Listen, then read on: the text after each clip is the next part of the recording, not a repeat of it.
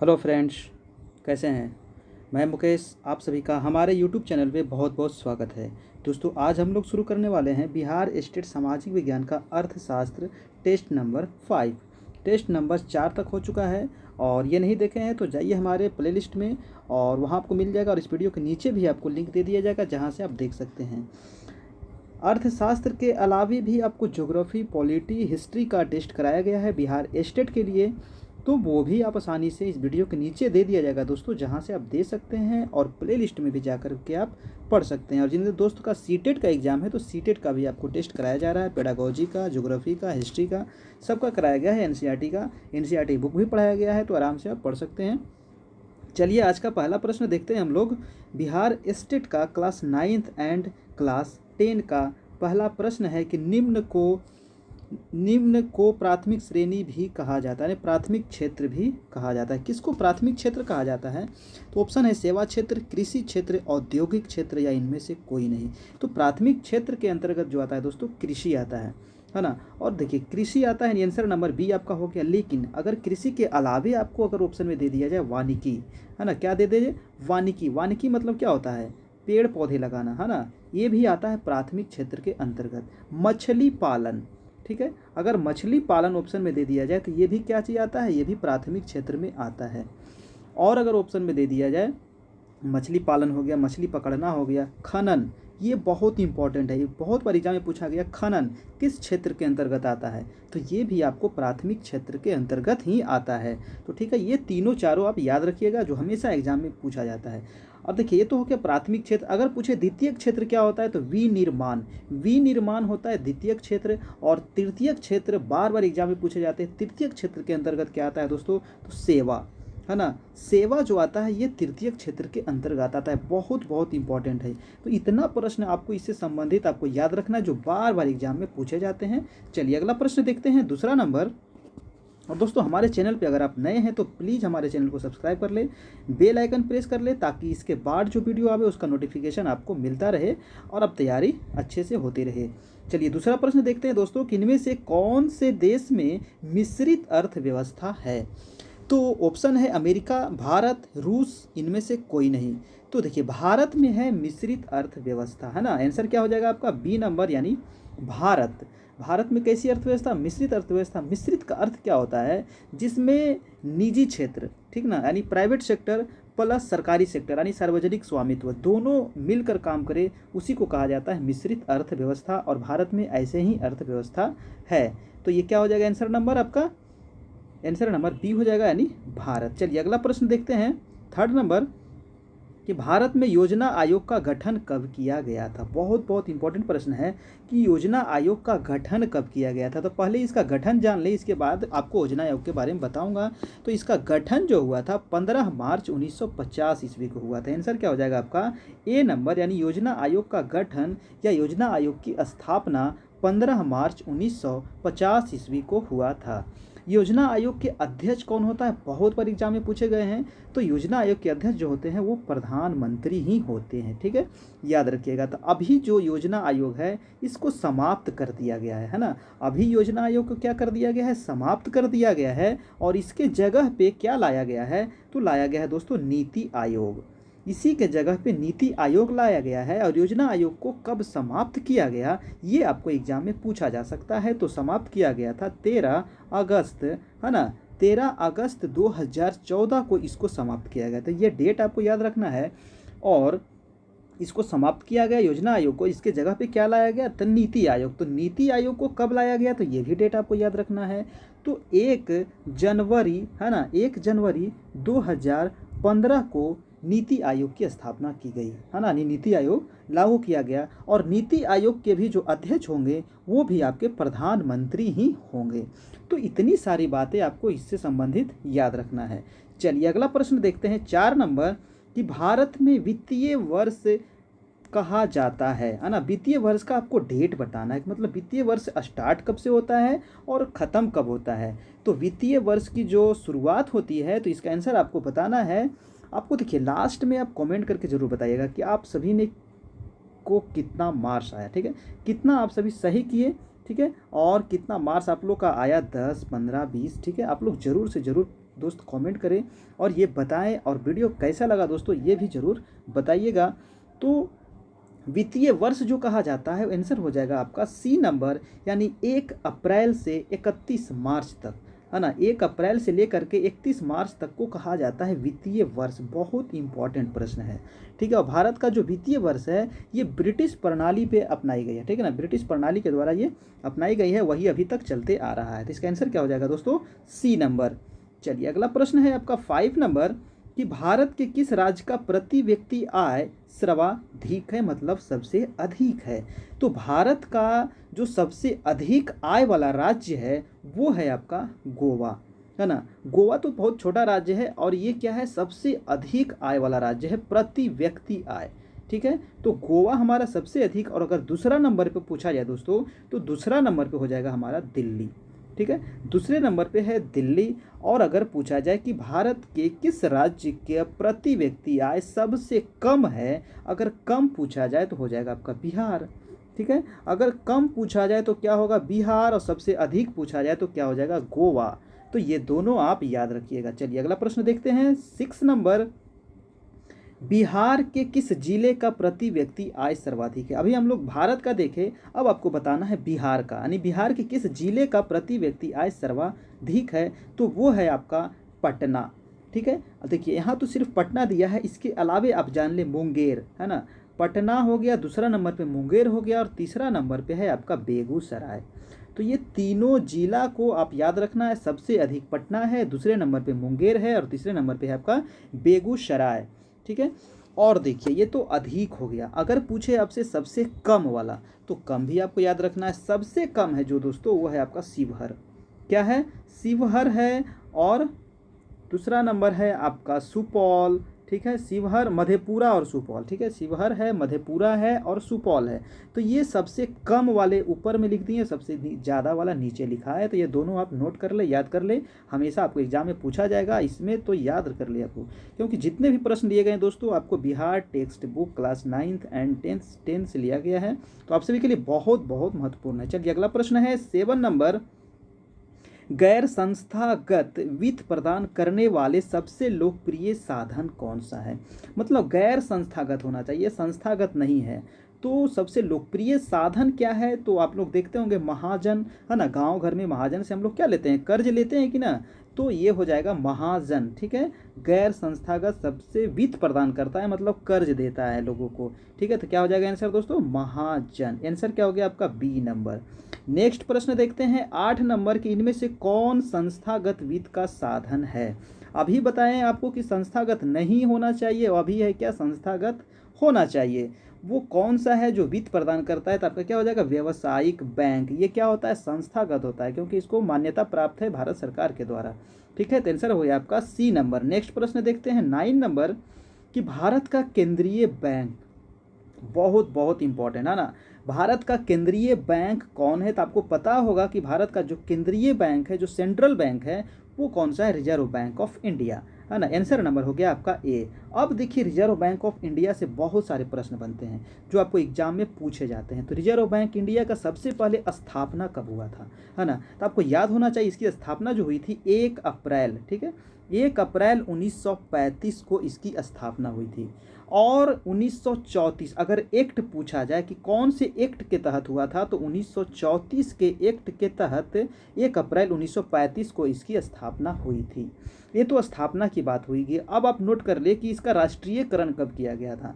तो आरबीआई का जो राष्ट्रीयकरण किया गया था यानी 1 जनवरी, ठीक है, 1 जनवरी 1949 को इसका राष्ट्रीयकरण किया गया था, ठीक है। तो 3 प्रश्न हो गया। चौथा प्रश्न आपका बनता है कि इसके वर्तमान में गवर्नर कौन है, यानी आरबीआई का गवर्नर कौन है। तो आरबीआई का जो गवर्नर है वो है दोस्तों शक्तिकांत दास। कौन है, शक्तिकांत दास, ठीक है। तो ये याद रखना है। नेक्स्ट प्रश्न आपसे आपका बनता है कि जो शक्तिकांत दास हैं जो वर्तमान में आरबीआई के गवर्नर हैं, ये कैवें नंबर के गवर्नर है। बहुत बार एग्जाम में पूछा गया, तो ये 25वें नंबर के, यानी अभी तक टोटल 25 बार आरबीआई के गवर्नर बन चुके हैं, ठीक है। तो ये बातें आप याद रखें, इससे संबंधित इतनी बातें। चलिए अगला प्रश्न आप लोग देखते हैं 9 नंबर कि भारत में कार्यरत क्षेत्रीय केंद्रीय सहकारी बैंक की संख्या कितनी है। है ना। तो भारत में जो कार्यरत है क्षेत्रीय सहकारी बैंक, इसकी संख्या है दोस्तों आपका 25। तो ये संख्या याद रखना है 25। आंसर हो गया आपका डी नंबर। चलिए अगला प्रश्न है आपका 11 नंबर प्रश्न है दोस्तों कि आर्थिक विकास का तीसरा क्षेत्र क्या है। तो आर्थिक विकास का प्राथमिक क्षेत्र तो मैंने आपको बताया था, यानी कृषि है हमारा प्राथमिक क्षेत्र, ठीक है। और द्वितीय क्षेत्र क्या था, विनिर्माण। और तृतीय क्षेत्र यहाँ पूछ रहा है, यानी तीसरा क्षेत्र तो मैंने बताया था आपको सेवा, है ना। आपको बताया था कि ये क्वेश्चन आपको पूछा जाता है, तब याद रखें प्राथमिक द्वितीयक तृतीयक तीनों याद रखें। तृतीयक में आता है सेवा क्षेत्र। आंसर हो गया आपका डी।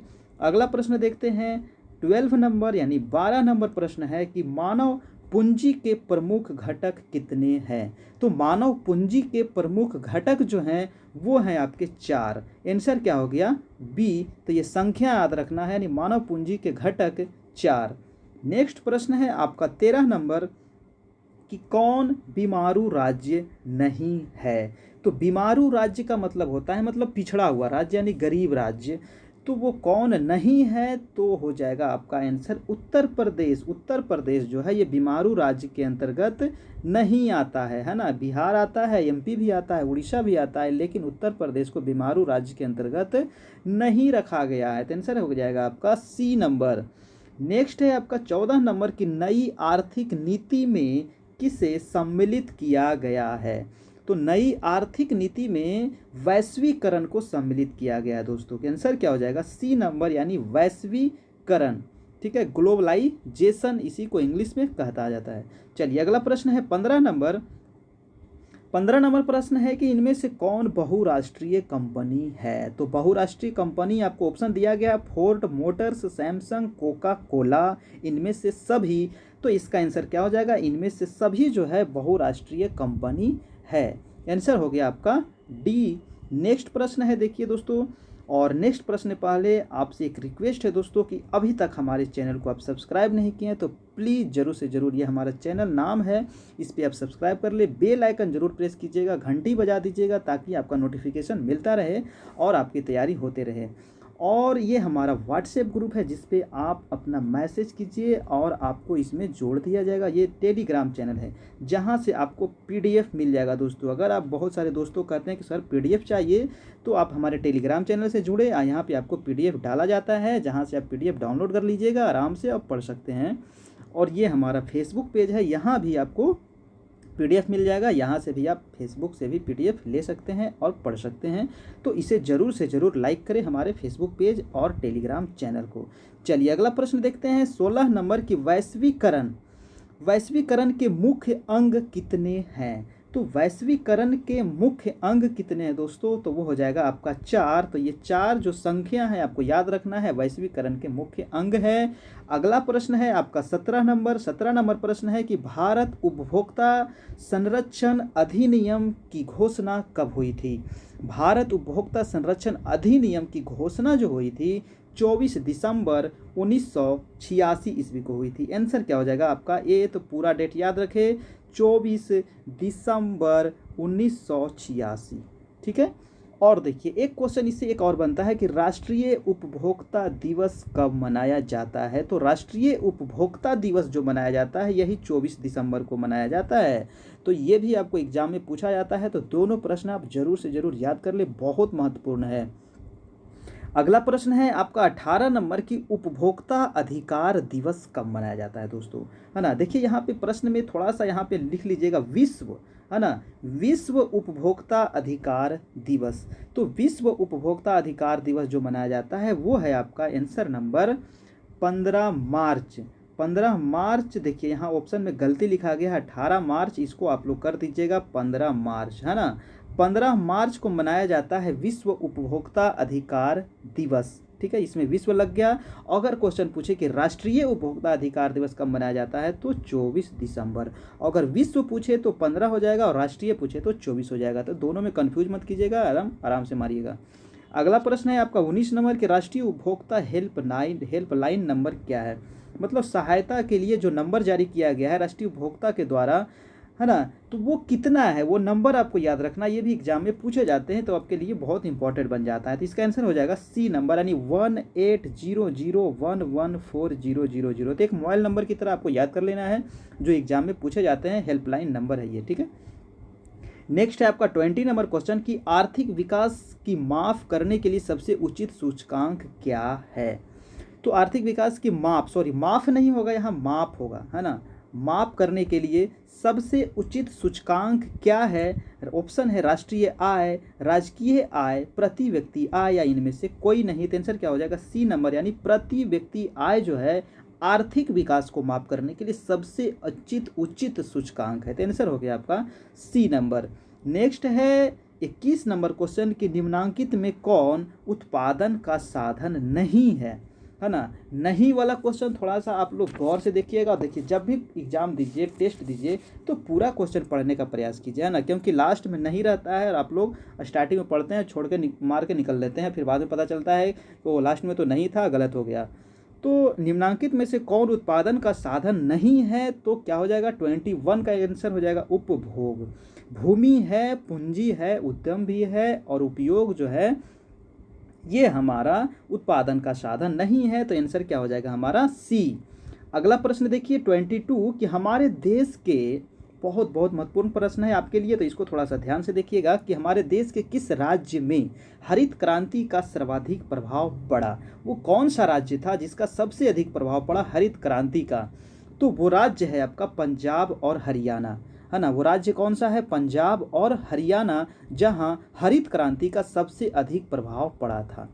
अब बात आती है कि हरित क्रांति शुरुआत कब हुआ था, है ना। तो हरित क्रांति की शुरुआत हुई थी 1967-68 में। ये आपको एग्जाम में बहुत बार पूछा गया है, ठीक है। हरित क्रांति की शुरुआत मतलब इसके जनक कौन है, तो अगर भारत का जनक कहा जाए तो हो जाएगा एम.एस. स्वामीनाथन। अगर भारत का जनक कहा जाए हरित क्रांति का भारत के जनक कौन है, तो एम.एस. स्वामीनाथन। तो ये पूरा नाम ये आप रट ले, क्योंकि ये क्वेश्चन 1000 बार एग्जाम में पूछे गए हैं, ठीक है। तो भारत के तरफ से कौन थे, एम.एस. स्वामीनाथन। अगर पूछा जाए इंटरनेशनल मतलब अंतर्राष्ट्रीय स्तर पे हरित क्रांति के जनक कौन थे, तो अंतर्राष्ट्रीय स्तर पर थे प्रोफेसर नारमन, ठीक है। Professor Norman Borlaug. कौन थे, प्रोफेसर नारमन बोरलाग। तो ये नाम आप नोट कर ले, याद कर ले, क्योंकि बार बार आपको पूछा जाता है। ये क्वेश्चन देखिए और पूछा जाता है कि जो हरित क्रांति था इसका सबसे अधिक प्रभाव किस फसल पे पड़ा था। वो फसल कौन सा था दोस्तों, तो रबी का फसल, है ना। रबी का फसल पे सबसे अधिक प्रभाव पड़ा था, यानी गेहूं पे सबसे अधिक प्रभाव पड़ा था इसको, ठीक है। दूसरा नंबर पूछा जाए तो खरीफ पे पड़ा था और तीसरा नंबर पूछा जाए तो जायद पे पड़ा था। यानी सबसे अधिक पूछा जाता है एग्जाम में तो रबी पे पड़ा था, और रबी पे भी सबसे अधिक पड़ा था तो गेहूं के उत्पादन पे पड़ा था, है ना। मतलब गेहूं के उत्पादन काफ़ी बढ़ गया था हरित क्रांति के बाद। अगला प्रश्न है आपका 23 कि उत्पादन का निष्क्रिय साधन है। उत्पादन का निष्क्रिय साधन क्या है। ऑप्शन है श्रम, संगठन, साहसी या भूमि। तो क्या हो जाएगा भूमि। भूमि क्या है, निष्क्रिय, है ना। क्या हो जाएगा, भूमि हाँ सही तो है। उत्पादन का निष्क्रिय साधन है तो हो जाएगा भूमि। आंसर हो जाएगा आपका डी नंबर, ठीक है। चलिए नेक्स्ट प्रश्न है आपका 24 कि निम्न में भूमि की विशेषता कौन सी है। भूमि की विशेषता क्या है, वह नाशवान है, वह मनुष्य निर्मित है, या उसमें गतिशीलता का अभाव है, या डी है उसमें समान उर्वरता है।